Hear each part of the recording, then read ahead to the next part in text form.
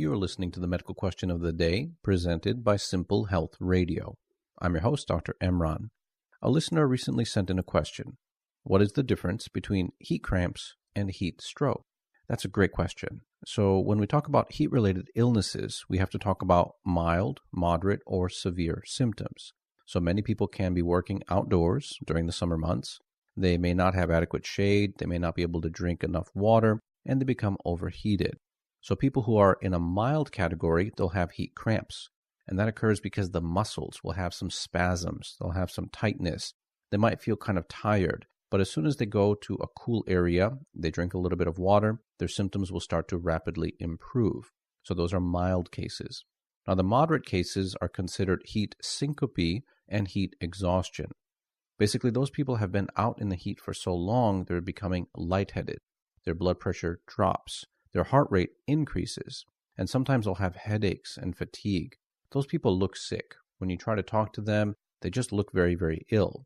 The first thing is to get those people out of the heat and then offer them oral rehydration like cold drinks and so forth, or IV medications and IV fluids to bring down their body temperature. Oftentimes, these people will have cold and clammy skin when you touch them, but their internal core body temperature can be as high as 104 degrees. So again, heat syncope and heat exhaustion are a moderate type of heat illness.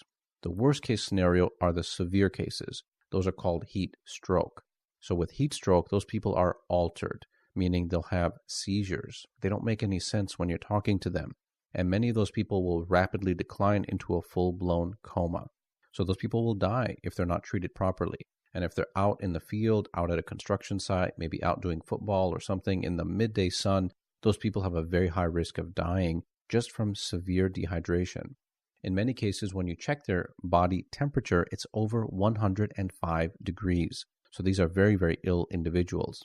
The problem is that once the body temperature rises past a certain amount, the organs begin to shut down. So the kidneys, the liver, the blood circulation, all of the internal organs actually become dysfunctional, and that's why people die. So again, heat cramps, which are due to muscles becoming overheated while out in the sun, those are mild cases. Just get those people some cool environment and water, and they'll do just fine. But the heat exhaustion and the heat stroke, those are emergencies. Those people will die because they have altered mental status, seizures, and they can no longer function on their own.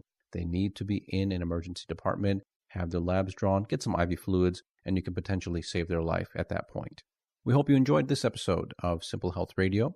You can visit us online at simplehealthradio.com to read the show notes. Send us your questions through Twitter, Facebook, LinkedIn, or Instagram for our upcoming episodes.